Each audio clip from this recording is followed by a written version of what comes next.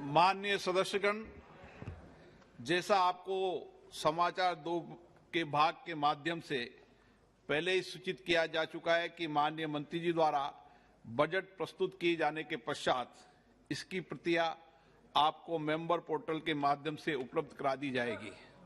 आपको यह भी सूचित किया जाता है कि माननीय वित्त मंत्री जी के बजट भाषण की प्रतियां हार्ड कॉपी के रूप में उपलब्ध कराई जाएगी।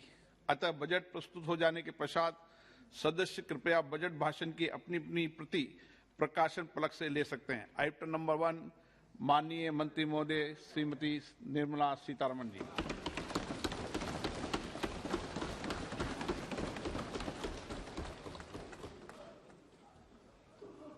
मंत्री जी आज डिजिटल बजट पढ़ रही हैं।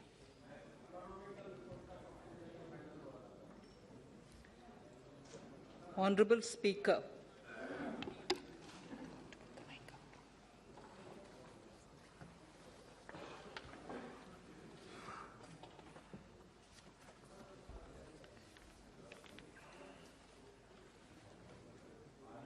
Honorable Speaker, sir, I present the budget for the year 2022-23. At the outset,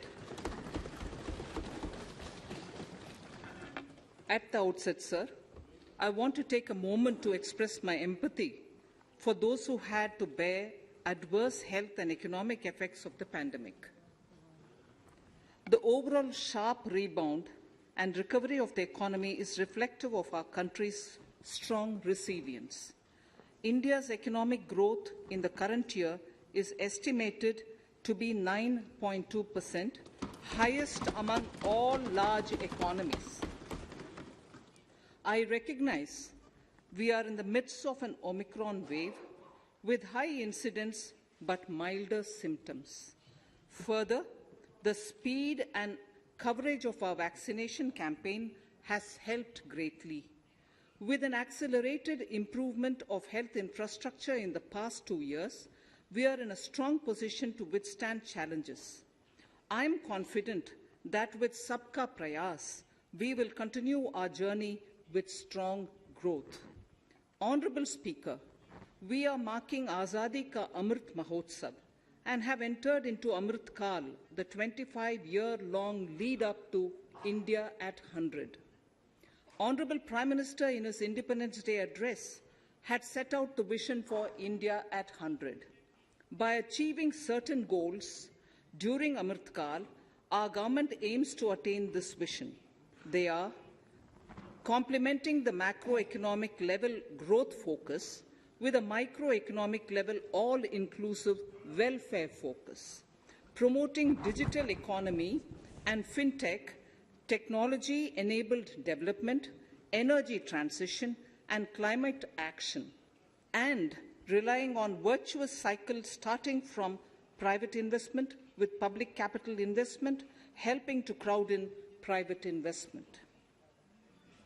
Since 2014, our government's focus has been on empowerment of citizens, especially the poor and the marginalized.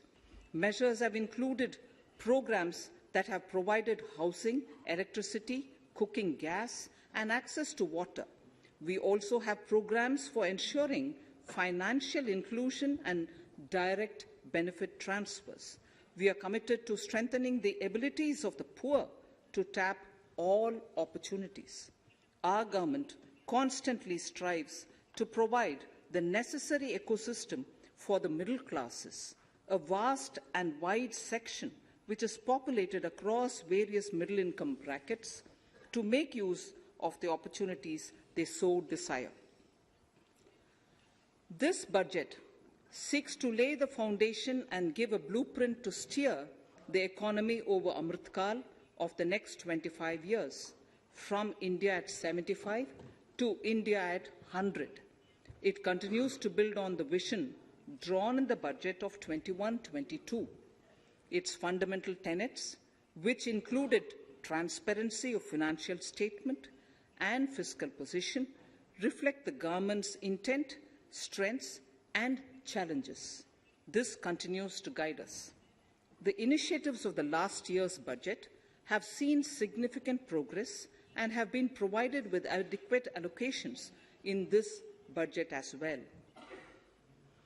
The strengthening of health infrastructure, speedy implementation of the vaccination program, and the nationwide resilient response to the current wave of the pandemic are evident for all.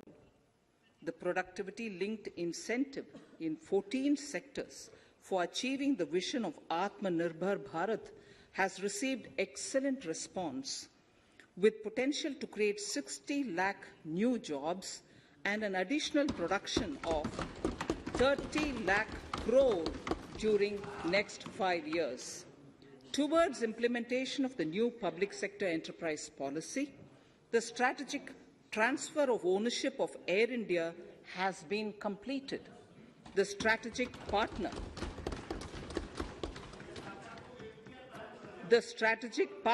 for Neelanchal Ispat Nigam Limited has been selected. The public issue of the LIC is expected shortly. Others too are in the process for 2022-23. The National Bank आपको पर्याप्त मौका पर्याप्त अवसर मिलेगा बेटे बेटे टिप्पणी मत कीजिए. The National Bank for Infrastructure Development and National Asset Reconstruction Company have commenced their activities. Honourable Speaker, Sir, Budget 2021-22 had provided a sharp increase in provision for public investment or capital expenditure.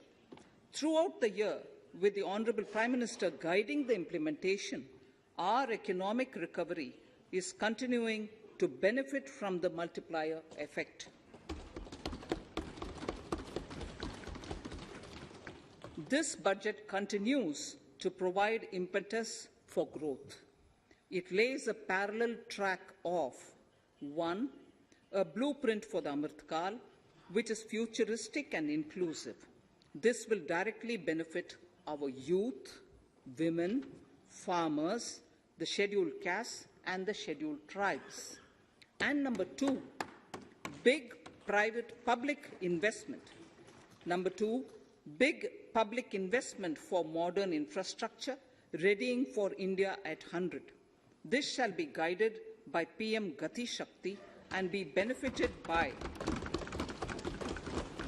the synergy of multimodal approach. Moving forward on this parallel track, we lay the following 4 priorities: PM Gati Shakti, inclusive development, productivity enhancement and investment, sunrise opportunities, energy transition, and climate action, and 4, financing of investments.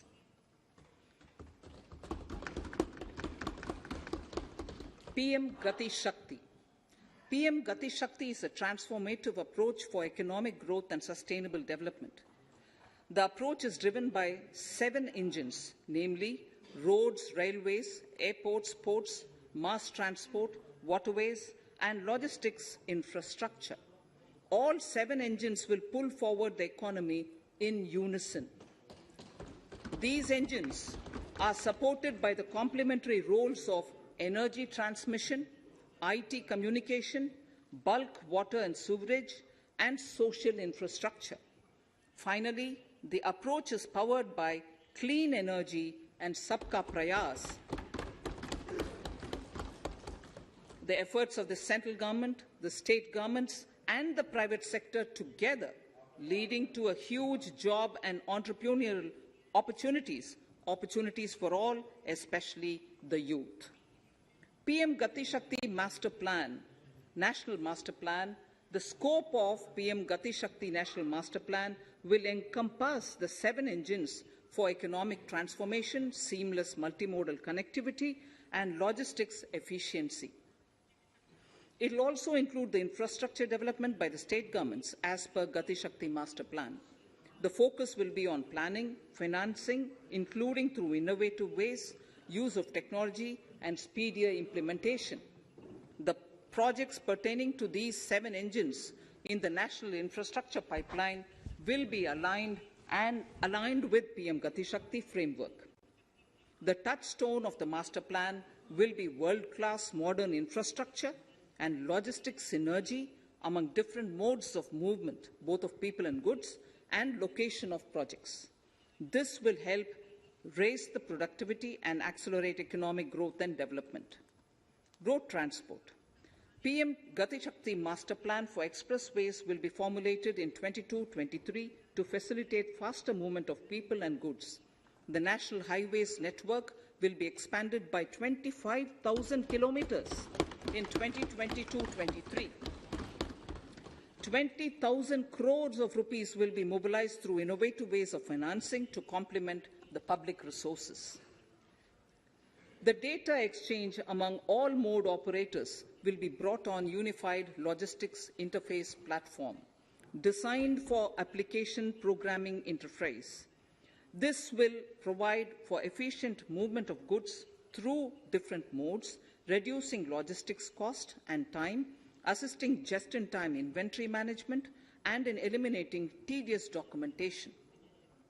Most importantly, this will provide real-time information to all stakeholders and improve international competitiveness.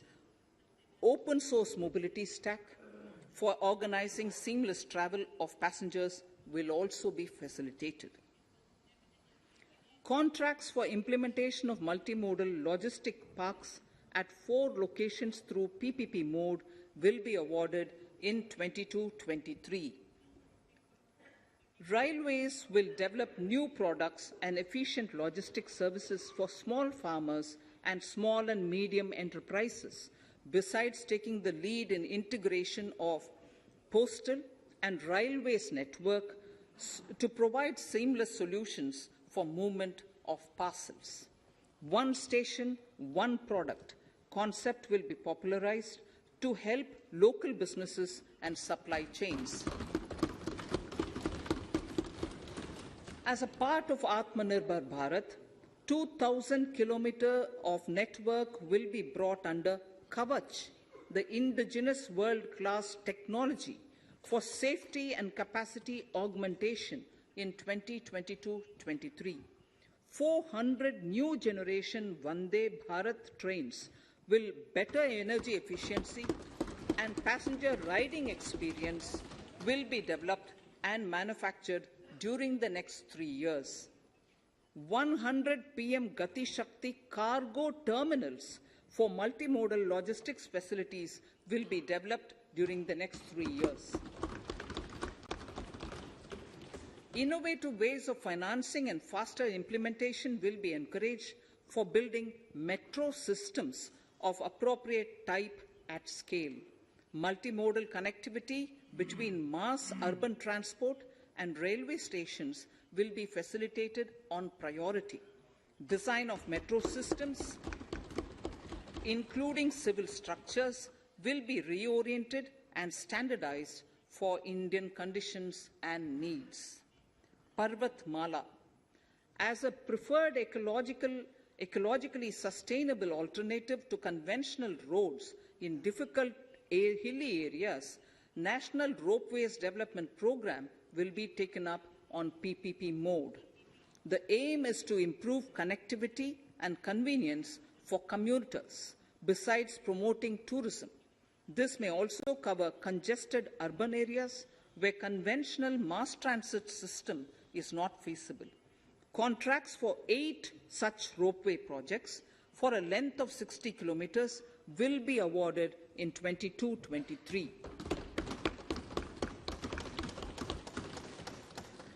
With technical support from the Capacity Building Commission, central ministries, state governments, and their infra agencies will have their skills upgraded. This will ramp up capacity in planning, design, financing, including innovative ways, and implementation management of the PM Gati Shakti infrastructure projects. Inclusive development, our second priority. Agriculture.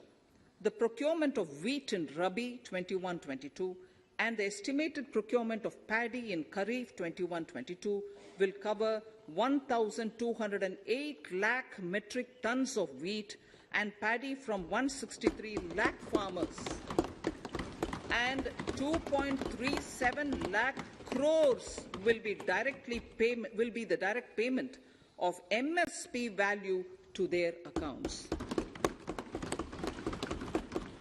Chemical-free natural farming will be promoted throughout the country with a focus on farmers' lands in 5-kilometer wide corridors along the river Ganga at the first stage. 2023 has been announced as the International Year of Millets. Support will be provided for post-harvest value addition, enhancing domestic consumption, and for branding millet products nationally and internationally. To reduce our dependence on import of oil seeds, a rationalized and comprehensive scheme to increase domestic production of oil seeds will be implemented.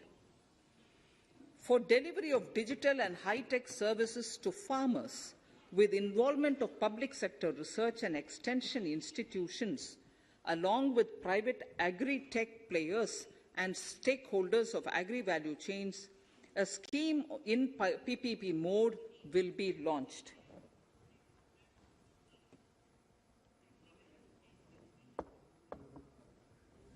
Use of Kisan drones will be promoted for crop assessment, digitization of land records, spraying of insecticides and nutrients. States will be encouraged to revise syllabi of agricultural universities to meet the needs of natural, zero budget, and organic farming, modern-day agriculture, value addition, and management. A fund with blended capital raised under the co-investment model will be facilitated through the NABARD. This is to finance startups for agriculture and rural enterprise relevant for farm produce value chain. The activities of these startups will include inter alia, support for FPOs, machinery for farmers on rental basis at farm level, and technology including IT-based support. The implementation of the Ken-Betwa link project at an estimated cost of 44,605 crores will be taken up. This is aimed at providing irrigation benefits to 9.0 lakh hectare of farmers' lands, drinking water supply to 62 lakh people, 103 megawatt of hydro, 27 megawatt of solar power, allocations of 4,300 crores of rupees in the RE 21-22 and 1,400 crores of rupees in 22-23 have been made for this project. Honourable Speaker, sir, draft DPRs for 5 river links, namely Daman-Ganga Pinjal, Par-Tapi Narmada, Godavari Krishna, Krishna Pennar, and Pennar Kaveri have been finalized. Once a consensus is reached among the beneficiary states, the Centre will provide support for their implementation. For farmers to adopt suitable varieties of fruits and vegetables and to use appropriate production and harvesting techniques, our government will provide a comprehensive package with participation of state governments. MSMEs, Udyam, eShram, NCS and ASEEM portals will be interlinked. Their scope will be widened. They will now perform as portals with live organic databases, providing G2C, B2C and B2B services. These services will relate to credit facilitation, skilling and recruitment with an aim to further formalize the economy and enhance entrepreneurial opportunities for all. Emergency Credit Line Guarantee Scheme has provided the much-needed additional credit to more than 130 lakh MSMEs. This has helped them mitigate the adverse impact of the pandemic. The hospitality and related services, especially those by micro and small enterprises, are yet to regain their pre-pandemic level of business. Considering these aspects, the ECLGS will be extended up to March 2023, and its guarantee cover will be expanded by 50,000 crores of rupees to total cover of 5 lakh crores.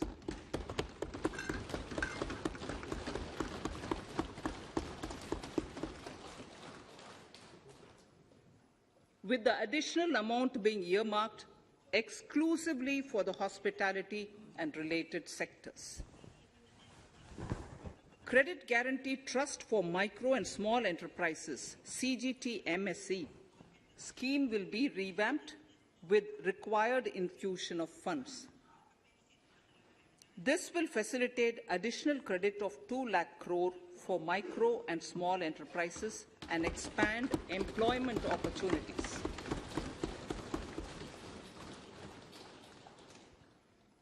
Raising and accelerating MSME performance RAMP program with outlay of 6,000 crore over 5 years will be rolled out. This will help MSME sector become more resilient, competitive and efficient.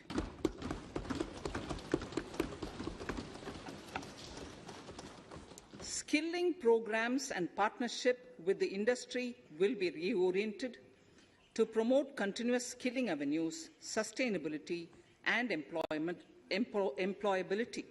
The National Skill Qualification Framework will be aligned with dynamic industry needs. Digital ecosystem for skilling and livelihood, the Desh Stack e-portal, will be launched.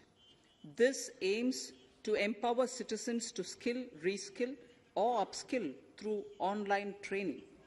It will also provide API-based trusted skill credentials, payment and discovery layers to find relevant jobs and entrepreneurial opportunities. Startups will be promoted to facilitate Drone Shakti through varied applications and for drone as a service.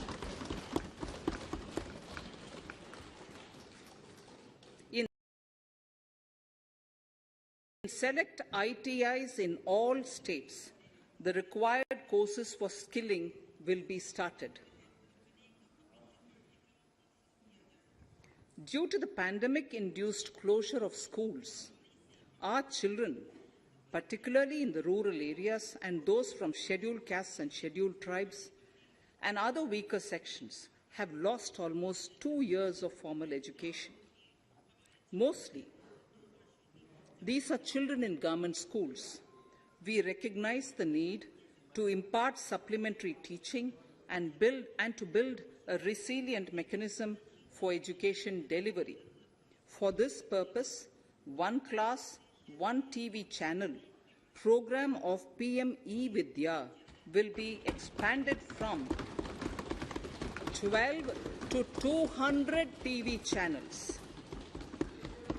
This will enable all states to provide supplementary education in regional languages for classes 1 to 12.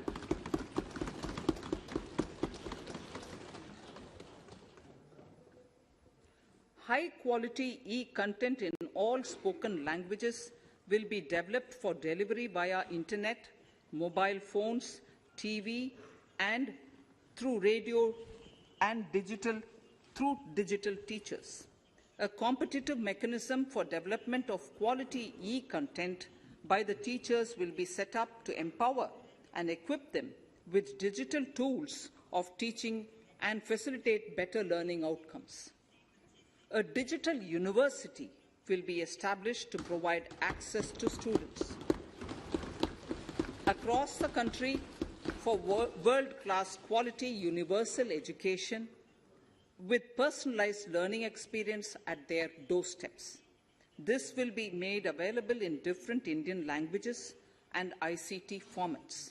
The university will be built on a networked hub and spoke model, with the hub building cutting-edge ICT expertise. The best public universities and institutions in the country will collaborate as a network of hub and spoke. An open platform for the national digital health ecosystem will be rolled out. It will consist of digital registries of health providers and health facilities, unique health identity, consent framework, and universal access to health facilities. The pandemic has accentuated mental health problems in people of all ages. To better the access to quality mental health counselling and care services, a national tele-mental health program will be launched. This will include a network of 23 tele-mental health centres of excellence, with NIMHANS being the nodal centre, and International Institute of Information Technology, Bangalore, IIIT Bangalore, providing technology support. Recognizing the importance of Nari Shakti as the harbinger of our bright future and for women-led development, during the Amritkal, our government has comprehensively revamped the schemes of the Ministry of Women and Child Development. Accordingly, 3 schemes, namely Mission Shakti, Mission Vatsalya, Saksham Anganwadi and Poshan 2.0 were launched recently to provide integrated benefits to women and children. Saksham Anganwadis are a new generation Anganwadis that have better infrastructure and audio-visual aids, powered by clean energy and providing improved environment for early childhood development. 2 lakh Anganwadis will be upgraded under this scheme. Current coverage of Har Ghar Nal Se Jal is 8.7 crores. Of this, 5.5 crore households were provided tap water in last 2 years itself. Allocation of 60,000 crores of rupees has been made with an aim to cover 3.8 crore households in 2022 and 23.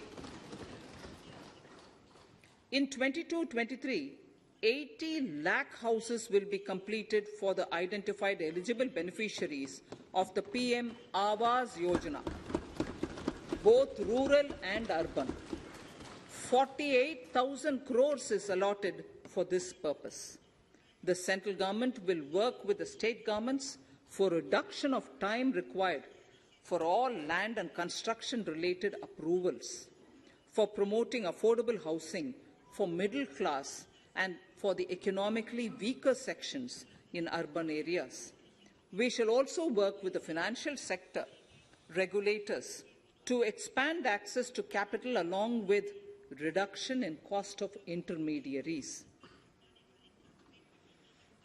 A new scheme, Prime Minister's Development Initiative for the Northeast, will be implemented through the Northeastern Council. It will fund infrastructure in the spirit of PM Gati Shakti and social development projects based on felt needs of the Northeast. This will enable livelihood activities for youth and women, filling the gaps in various sectors. It will not be a substitute for existing central or state schemes. While the central ministries may also post their candidate projects, priority will be given to those posted by the states. An initial allocation of 1,500 crores of rupees will be made, and the initial list of projects is given in Annexure 1 of my speech. Our vision to improve the quality of life of citizens in the most backward districts of the country through aspirational districts program has been translated into reality in a very short span of time. 95% of those 112 districts have made significant progress in key sectors such as health, nutrition, financial inclusion, and basic infrastructure. They have surpassed even some of the state average values.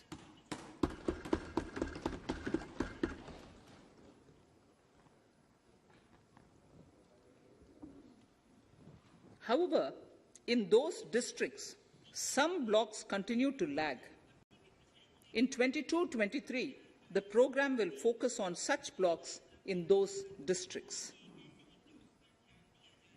Border villages with sparse population, limited connectivity, and infrastructure often get left out from the development gains. Such villages on the northern border will be covered under a new Vibrant Villages program. The activities will include construction of village infrastructure, housing, tourist centres, road connectivity, provisioning of decentralized renewable energy, direct-to-home access for Doordarshan and educational channels, and support for their livelihood generation. Additional funding for these activities will be provided. Existing schemes will be converged.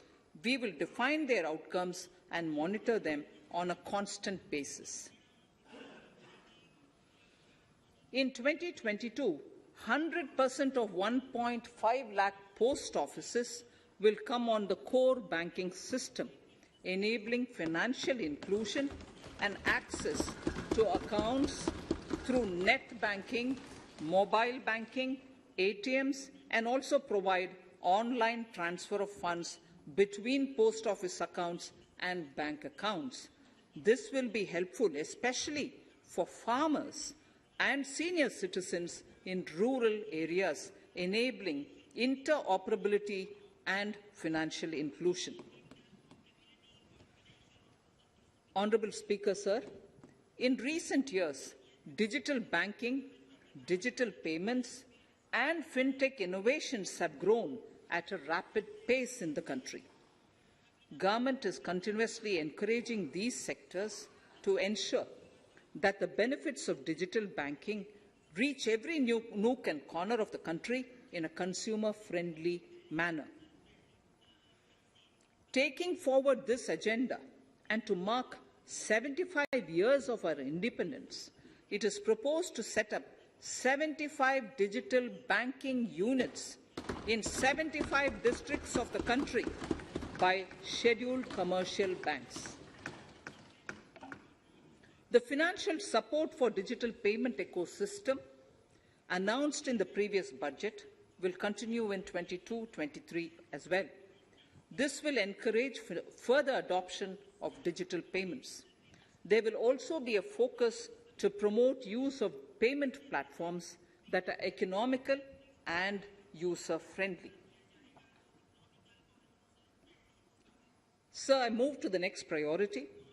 In recent years, over 25,000 compliances were reduced and nearly 1,500 union laws were repealed. This is the result of our government's strong commitment for minimum government and maximum governance. 1,486 union laws were repealed. Our trust in the public and ease of doing business is what is highlighted here, sir. For the Amrit Kal, the next phase of ease of doing business 2.0 and ease of living will be launched. In our endeavour to improve productive efficiency of capital and human resources, we will follow the idea of trust-based governance. The new phase will be guided by an active involvement of the states, digitization of manual processes and interventions, integration of the central and state-level systems through IT bridges, a single-point access for all citizen-centric services, and standardization and removal of overlapping compliances. Crowdsourcing of suggestions and ground-level assessment of the impact with active involvement of citizens and businesses will be encouraged. A single-window portal, Parivesh, for all green clearances was launched in 2018. It has been instrumental in reducing the time required for approvals significantly. The scope of this portal will be expanded to provide information to the applicants based on location of units. Information about specific approvals will be provided. It will enable application for all 4 approvals through a single form and tracking of the process through Centralized Processing Center Green, CPC Green. E-passports. The issuance of e-passports using embedded chip and futuristic technology will be rolled out in 22-23 to enhance the convenience for the citizens in their overseas travel. By the time of India at 100, nearly half our population is likely to be living in urban areas. To prepare for this, orderly urban development is of critical importance. This will help realize the country's economic potential, including livelihood opportunities for the demographic dividend. For this, on the one hand, we need to nurture the megacities and their hinterlands to become current centers of economic growth. On the other, we need to facilitate Tier 2 and Tier 3 cities to take on the mantle in the future. This would require us to reimagine our cities into centers of sustainable living with opportunities for all, including women and our youth. For this to happen, urban planning cannot continue with a business-as-usual approach. We plan to steer a paradigm change.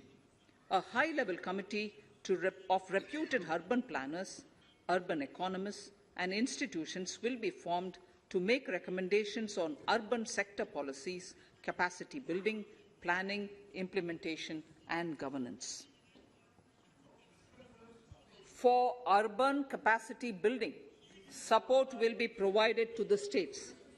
Modernization of building bylaws, town planning schemes, transit-oriented development will be implemented.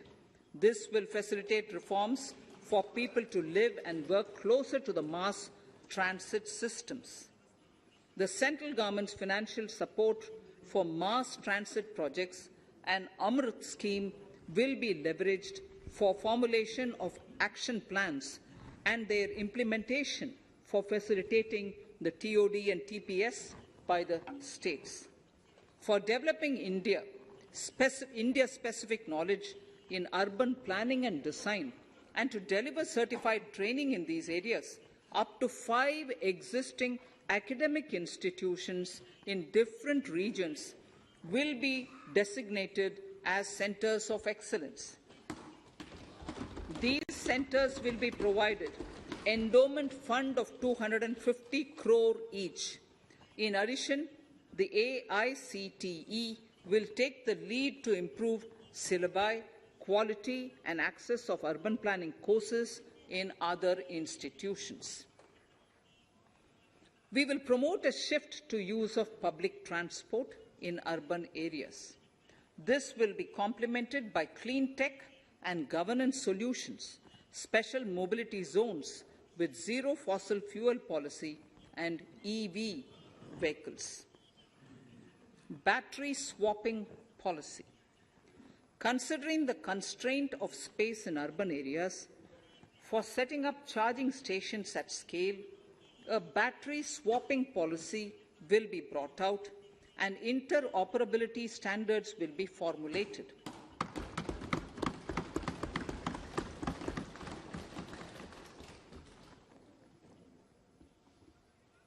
The private sector will be encouraged to develop sustainable and innovative business models for battery or energy as a service.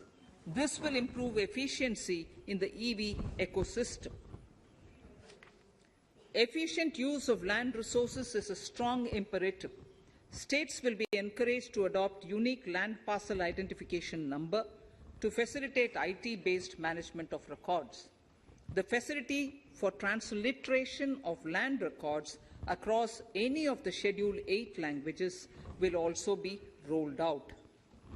The adoption of linkage with National Generic Document Registration System, NGDRS, with the One Nation, One Registration software will be promoted as an option for uniform process of registration and anywhere registration of deeds and documents.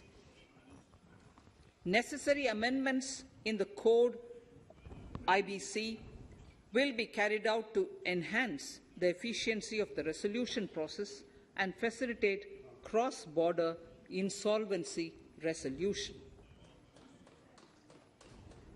Accelerated corporate exit.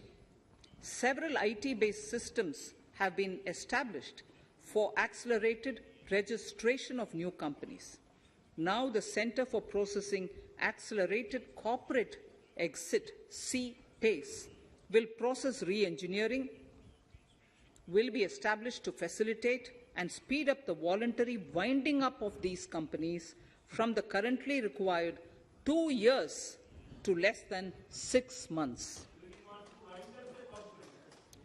Government procurement. Government rules have recently been modernized for the needs of Amrit Kal.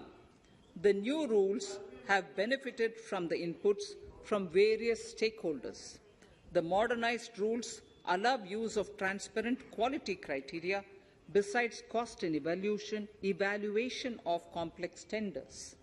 Provisions have been made for payment of 75% of running bills mandatorily within 10 days and for encouraging settlements of disputes through conciliation.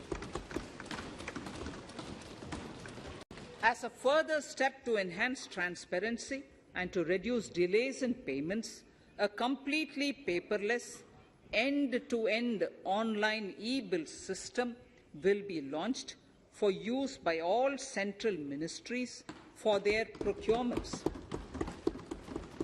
The system will enable the suppliers and contractors to submit online their digitally signed bills and claims and track their status from anywhere. To reduce indirect cost for suppliers and work contractors, the use of surety bonds as a substitute for bank guarantee will be made acceptable in government procurements. Business such as gold imports may also find this useful. IRDAI, insurance regulator, has given the framework for issue of surety bonds by insurance companies. AVGC Promotion Task Force. The animation, visual effects, gaming and comic, the AVGC sector, offers immense potential to employ youth. An AVGC Promotion Task Force with all stakeholders will be set up to recommend ways to realize this and build domestic capacity for serving our markets and the global demand. Telecom sector. Telecommunications in general and 5G technology in particular can enable growth and offer job opportunities. Required spectrum auctions will be conducted in 2022 to facilitate rollout of 5G's mobile services within 2022-23 by private telecom providers. A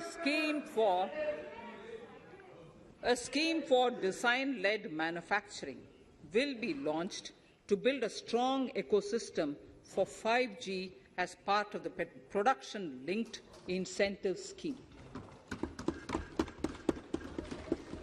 To enable affordable broadband and mobile service proliferation in rural and remote areas, 5% of annual collections under the Universal Service Obligation Fund will be allocated.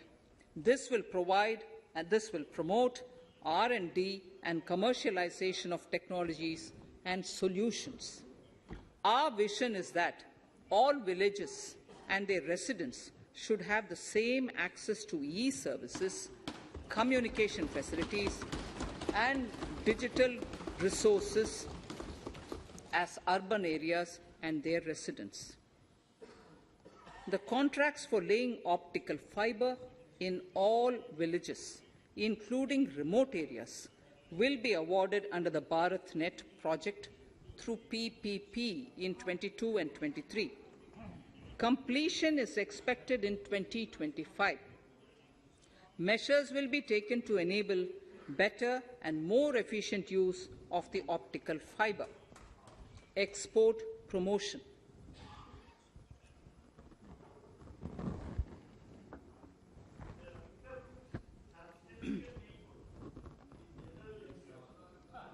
The Special Economic Zones Act will be replaced with a new legislation that will enable the states to become partners in development of enterprise and service hubs. This will cover all large existing and new industrial enclaves to optimally utilize available infrastructure and enhance competitiveness of exports. Atmanirbharta in defense. Our government is committed to reducing imports and promoting Atmanirbharta in equipment for the armed forces. 68% of the capital procurement budget will be earmarked for domestic industry in 22-23, up from 58% in 21-22. Defense R&D will be opened up for industry, startups, and academia, with 25% of defense R&D budget earmarked. Private industry will be encouraged to take up design and development of military platforms and equipment in collaboration with DRDO and other organizations through SPV model. An independent nodal umbrella body will be set up for meeting wide-ranging testing and certification requirements. Artificial intelligence, geospatial systems and drones, semiconductor and its ecosystem, space economy, genomics and pharmaceuticals, green energy and clean mobility systems have immense potential to assist sustainable development at scale and modernize the country. They provide employment opportunities for our youth and make Indian industry more efficient and competitive. Supportive policies, light touch regulations, facilitative actions to build domestic capacities and promotion of research and development will guide the government's approach. For R&D in the sunrise opportunities, in addition to efforts of collaboration among academia, industry and public institutions, government contribution will be provided. Energy transition and climate change. The risks of climate change are the strongest negative externalities that affect India and other countries. As Honourable Prime Minister said at the COP26 summit in Glasgow last November, and I quote, "What is needed today is mindful and deliberate utilization instead of mindless, destructive consumption," unquote. The low-carbon development strategy, as enunciated in the Panchamrit that he announced is an important reflection of our government's strong commitment towards sustainable development. The strategy opens up huge employment opportunities and will take the country on a sustainable development path. This budget proposes several near-term and long-term actions accordingly. Solar power. To facilitate domestic manufacturing for the ambitious goal of 280 gigawatts of installed solar capacity by 2030, an additional allocation of 19,500 crores for PLI, production-linked incentive, for manufacturing of high-efficiency modules with priority to fully integrate manufacturing units from polysilicon to solar PV modules will be made. Honourable Speaker, sir, the circular economy transition is expected to help in productivity enhancement as well as creating large opportunities for new businesses and jobs. The action plans for 10 sectors such as electronic waste, end-of-life vehicles, used oil waste, toxic and hazardous industrial waste are already ready. The focus will now be on addressing important cross-cutting issues of infrastructure, reverse logistics, technology upgradation, and integration with informal sector. This will be supported by active public policies covering regulations, extended producers' responsibilities, framework, and innovation facilities. 5 to 7% biomass pellets will be co-fired in thermal power plants, resulting in carbon dioxide savings of 38 MMT annually. This will also provide extra income to farmers and job opportunities to locals and help avoid stubble burning in agricultural fields. Saving energy is an important aspect of the energy management. Hence, energy efficiency and savings measures will be promoted. This will be done in large commercial buildings through the energy service company business model. It will facilitate capacity building and awareness for energy audits, performance contracts, and common measurement of and verification protocol. 4 pilot projects for coal gasification and conversion of coal into chemicals required for the industry will be set up to evolve technical and financial viability. The policies and required legislative changes to promote agroforestry and private forestry will be brought in. In addition, financial support will be provided to farmers belonging to scheduled castes and scheduled tribes who want to take up agroforestry. Honourable Speaker, I now move to the 4th priority, financing of investments. Capital investment holds the key to speedy and sustainable economic revival and consolidation through its multiplier effect. Capital investment also helps in creating employment opportunities, induced enhanced demand for manufactured input from large industries and MSMEs, services from professionals, and help farmers through better agri-infrastructure. The economy has shown strong resilience to come out of the effects of the pandemic with high growth. However, we need to sustain that level to make up for the setback of 2020-2021. As outlined in para 5 earlier, the virtuous cycle of investment requires public investment to crowd in private investment. At this stage, private investments seem to require that support to rise to their potential and to the needs of the economy. Public investment must continue to take the lead and prime the private investment and demand in 2022-23.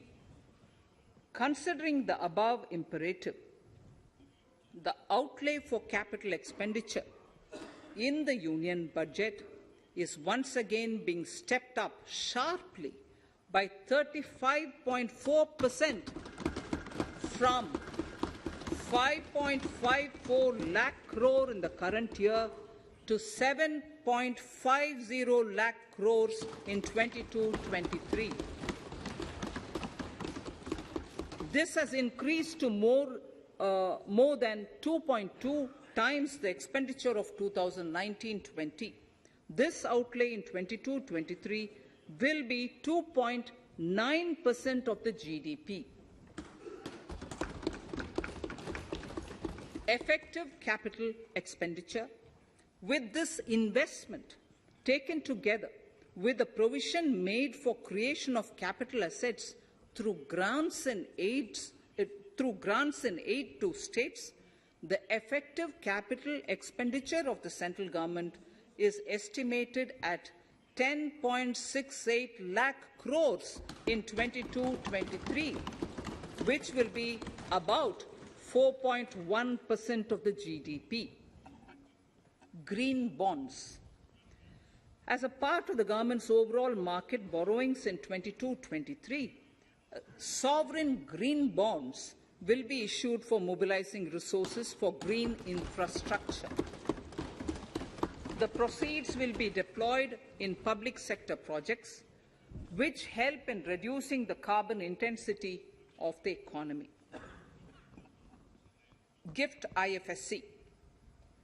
World-class foreign universities and institutions will be allowed in the gift city to offer courses in the financial management, fintech, engineering and mathematics free from domestic regulations, except those by the IFSCA, to facilitate availability of high-end human resources for financial services and technology. An international arbitration center will be set up in the gift city for timely settlement of disputes under international jurisprudence. Services for global capital, for sustainable and climate finance in the country will be facilitated in the gift city.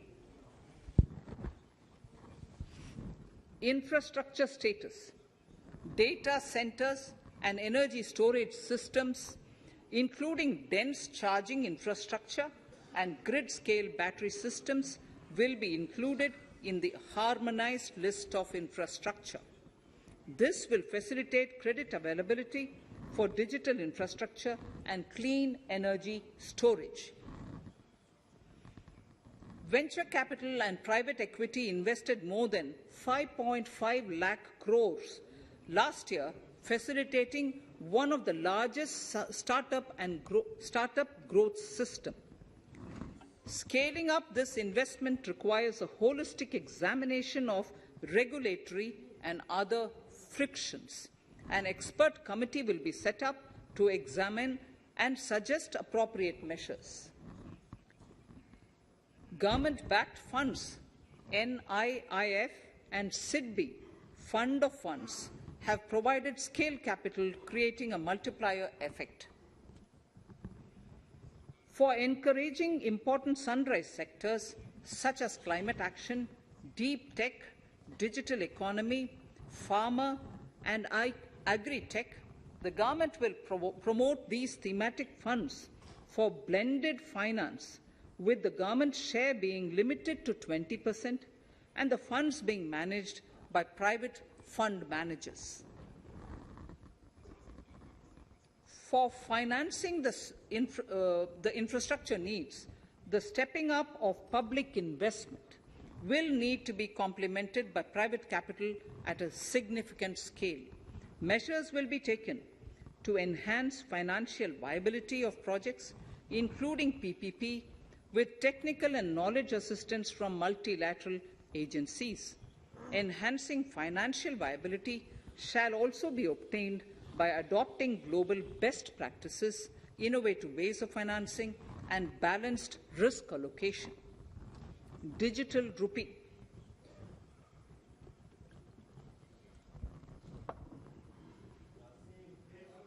Introduction of a central bank digital currency will give a big boost to digital economy. Digital currency will also lead to a more efficient and cheaper currency management system. It is therefore proposed to introduce digital rupee using blockchain and other technologies to be issued by the Reserve Bank of India starting 2022 and 23. Financial assistance to states for capital investment.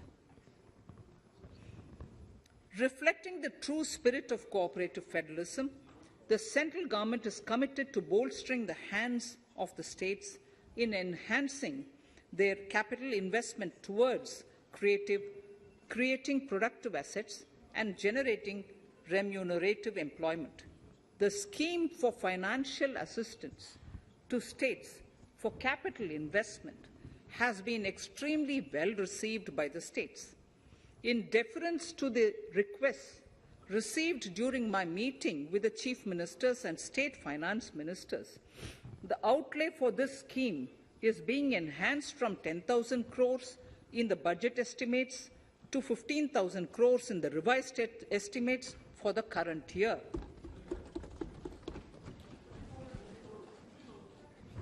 For 22-23,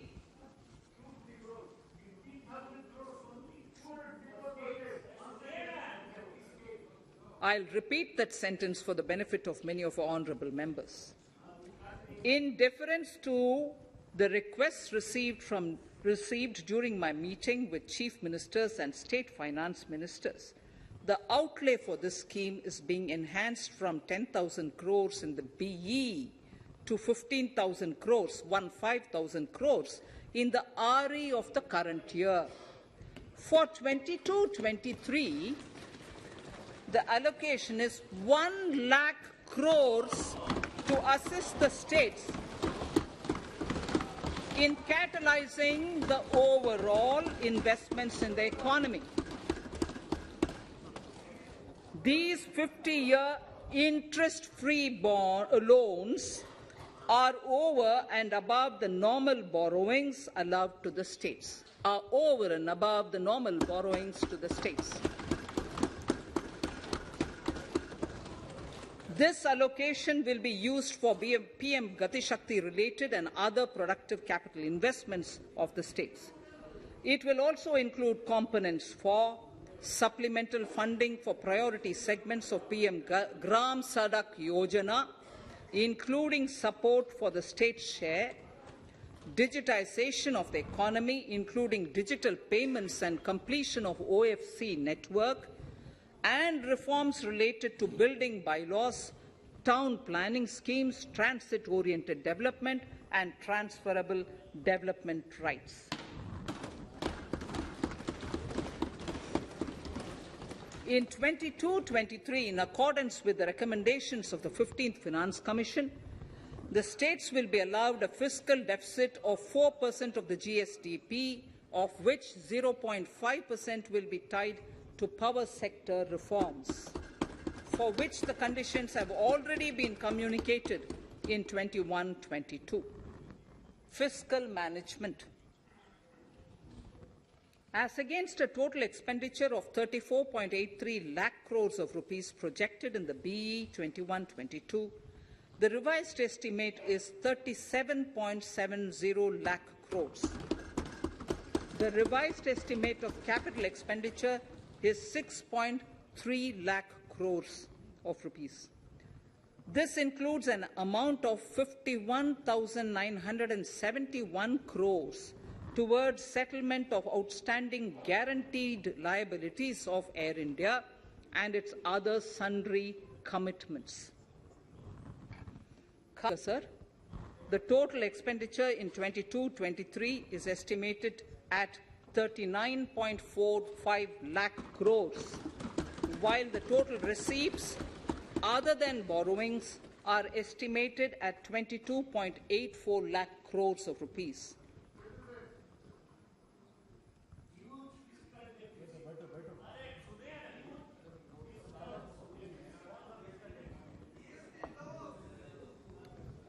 The revised fiscal deficit, Honourable Speaker, in the current year is estimated at 6.9% of the GDP, as against 6.8% projected in the budget estimates.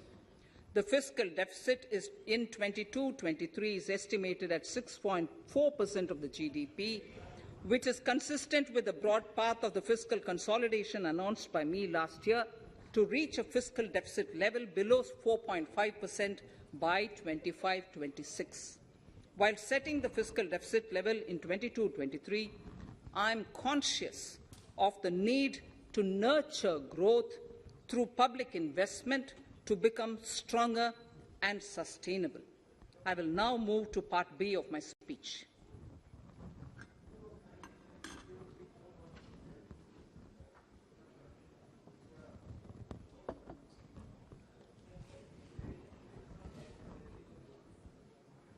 Direct tax.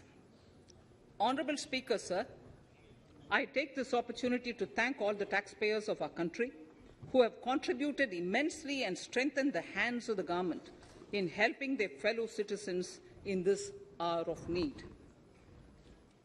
So I have brought in a little verse from the Mahabharata. I won't spend more time reading because I would like the speech to get enough time. However, the substance of it is the king must make arrangements for yoga kshema, which is the welfare of the populace, by way of abandoning any laxity and by governing the state in line with dharma, along with collecting taxes which are in consonance with dharma. This is Mahabharata Shanti Parva Adhyaya, Shloka 11 from 72. Drawing wisdom from our ancient texts, we continue on the path to progress. The proposals in this budget, while continuing with our declared policy of stable and predictable tax regime, intend to bring more reforms that will take ahead our vision to establish a trustworthy tax regime. This will further simplify the tax system, promote voluntary compliance by taxpayers, and reduce litigation. Introducing new updated return. India is growing at an accelerated pace and people are undertaking multiple financial transactions. The Income Tax Department has established a robust framework of reporting of taxpayers' transactions. In this context, some taxpayers may realize that they have committed omissions or mistakes in correctly estimating their income for tax payment. To provide an opportunity to correct such errors, I am proposing a new provision permitting taxpayers to file an updated return on payment of additional tax. This updated return can be filed within 2 years from the end of the relevant assessment year.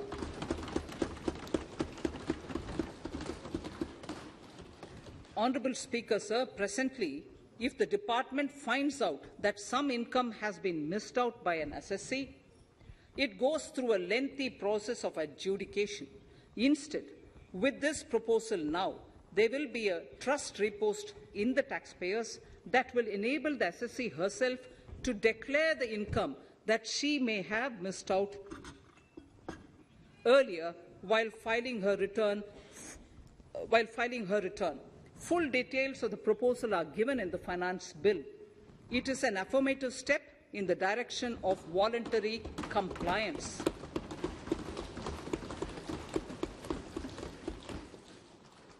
Reduced alternative minimum tax rate and surcharge for cooperatives. Currently, cooperative societies are required to pay alternate minimum tax at the rate of 18 and 1.5%. However, companies pay the same rate, which is the alternate minimum tax, at the rate of 15%. To provide a level playing field between cooperative societies and companies, I propose to reduce this rate for the cooperative societies also to 15%. Honourable Speaker, sir, I also propose to reduce the surcharge on cooperative societies from the present 12% to 7% for those having total income of more than 1 crore and up to 10 crores. This would help in enhancing income of cooperative societies and its members who are mostly from the rural and from farming communities. Tax relief to persons with disability. The parent or guardian of a differently abled person can take an insurance scheme for such person. The present law provides for deduction to the parent or guardian only if the lump sum payment or annuity is available to the differently abled person on the death of the subscriber, that is the parent or the guardian. There could be situations where the differently abled dependent may need payment of annuity or lump sum amount even during the lifetime of their parent or guardian. I propose thus to allow the payment of annuity and lump sum amount to the differently abled dependent during the lifetime of the parent and guardians, that is, parent or guardians, attaining the age of 60 years. Parity between employees of the state and central governments. At present, the central government contributes 14% of the salary of its employee to the National Pension System, NPS, Tier 1. This is allowed as a deduction in computing the income of the employee. However, such deduction is allowed only to the extent of 10% of the salary in case of employees of the state governments. To provide equal treatment to both central and state government employees, I propose to increase the tax deduction limit from 10% to 14% on employers' contribution to the MPS account of state government employees as well. This would help in enhancing the social security benefits of the state government employees and bring them at par with central government employees. Incentives for startups. Startups have emerged as drivers of growth for our economy. Over the past few years, the country has seen a manifold increase in successful startups. Eligible startups established before 31/3/2022 had been provided a tax incentive for 3 consecutive years out of the 10 years from incorporation. In view of the COVID pandemic, I propose to extend the period of incorporation of the eligible startup by 1 more year, that is, up to 31/3/2023, for providing such tax incentives.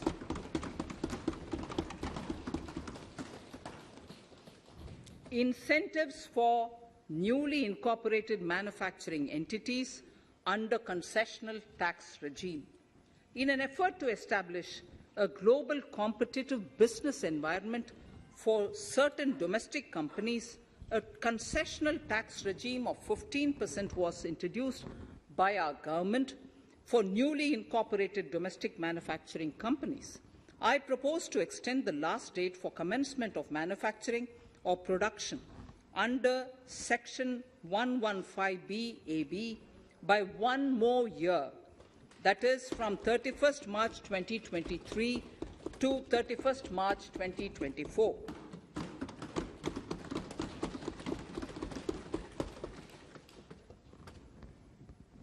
Accordingly, for the taxation of virtual digital assets, I propose to provide that any income from transfer of any virtual digital asset shall be taxed at the rate of 30%, 30%. No deduction in respect of any expenditure or allowance shall be allowed while computing such income except cost of acquisition. Further, loss from transfer of virtual digital asset cannot be set off against any other income. Further, in order to capture the transaction details, I also propose to provide for TDS on payment made in relation to transfer of virtual digital asset at the rate of 1% of such consideration above a monetary threshold. Gift of virtual digital asset is also proposed to be taxed in the hands of the recipient.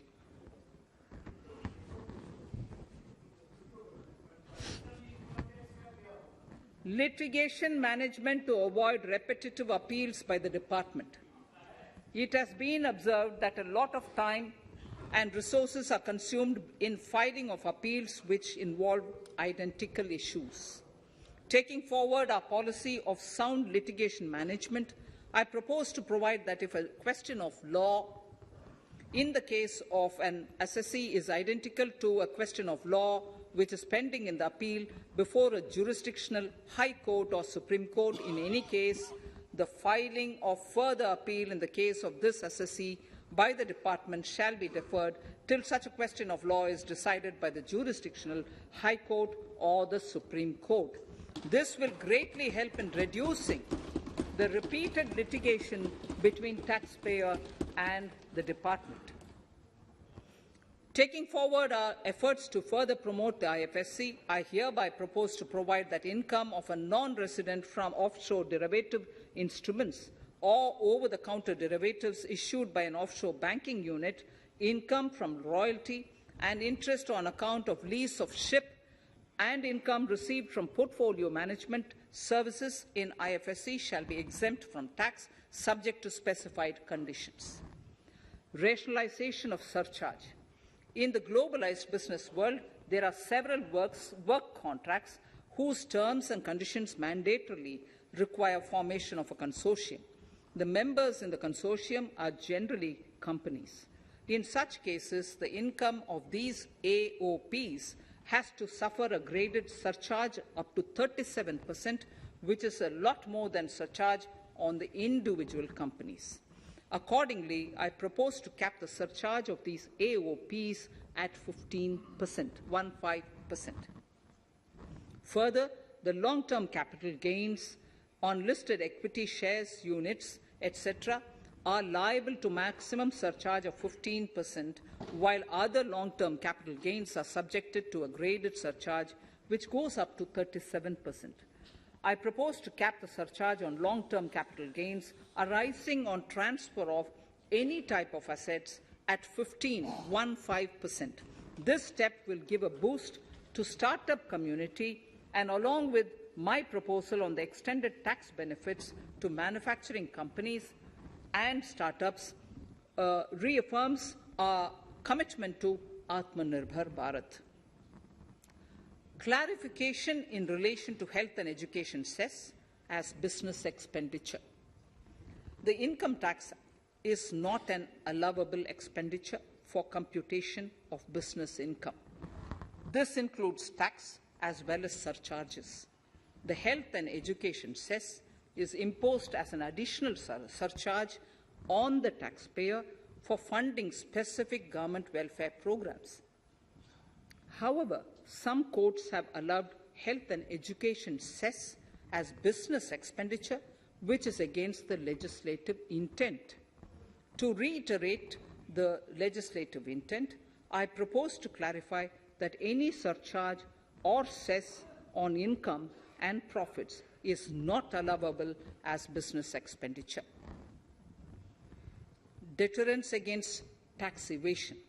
Honourable Speaker, sir, presently there is ambiguity regarding set-off of brought forward loss against undisclosed income detected in search operations. It has been observed that in many cases where undisclosed income or suppression of sales, etc., is detected, payment of tax is avoided by setting off of losses. In order to bring certainty and to increase deterrence among tax evaders, I propose to provide that no set-off of any loss shall be allowed against undisclosed income detected during search and survey operations.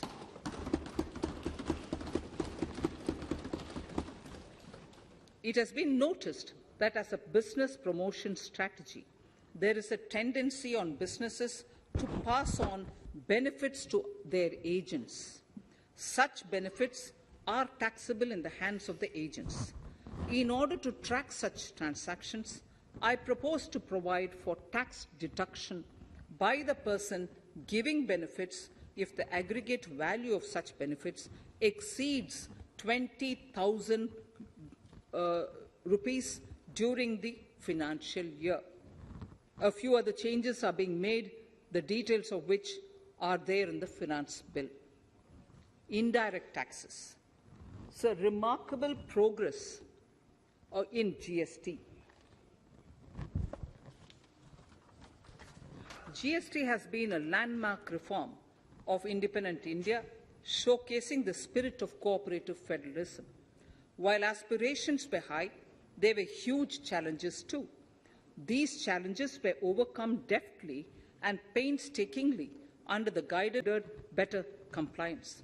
GST revenues are buoyant despite the pandemic. I would bring in something which I've got to know this morning, not part of my speech, but worth putting in here for the knowledge of the Honourable House.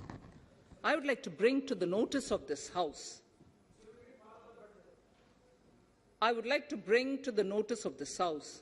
that the gross GST collections for the month of January 22 are rupees 1,40,986 crores,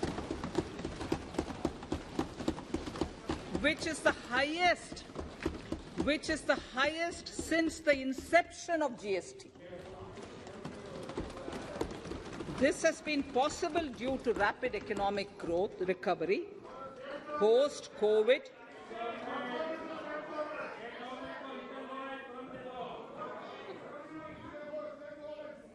This has been possible due to the rapid economic recovery post-COVID, as well as various policy and administration undertaken by central and state tax administrations. Taxpayers deserve applause for this growth. Not only did they adapt to the changes, but enthusiastically contributed to the cost of paying taxes. Special economic zones.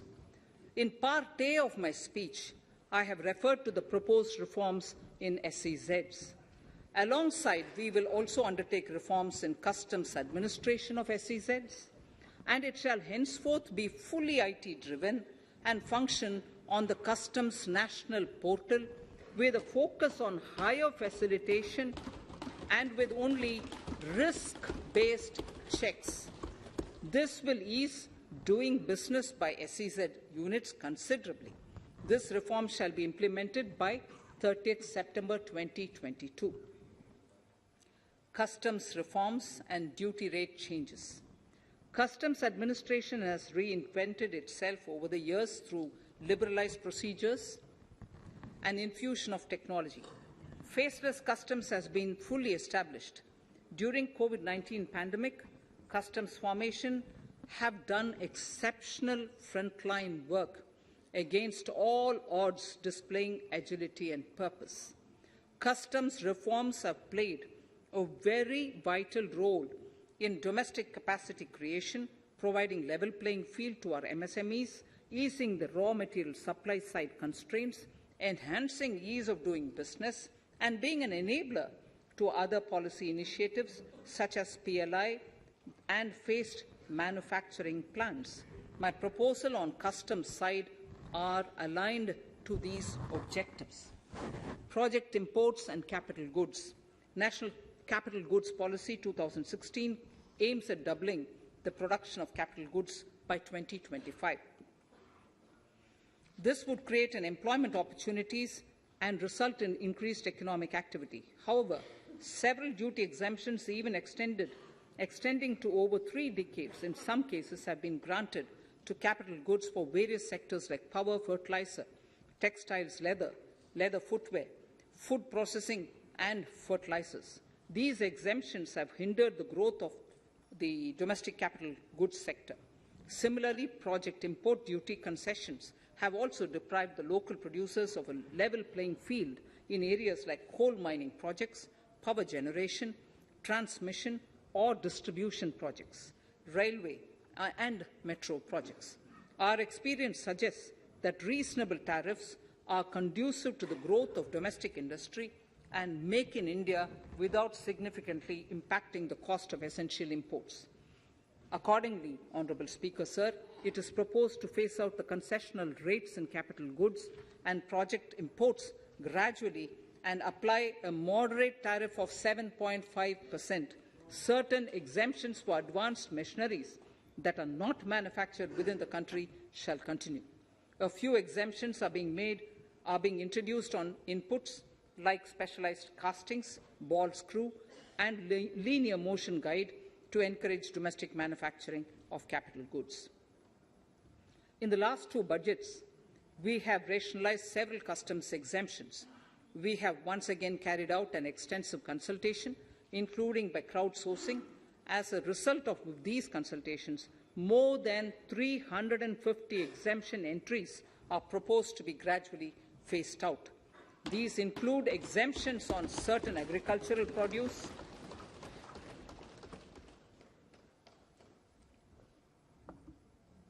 chemicals, fabrics, medical devices and drugs, and medicines for which sufficient domestic capacity exists.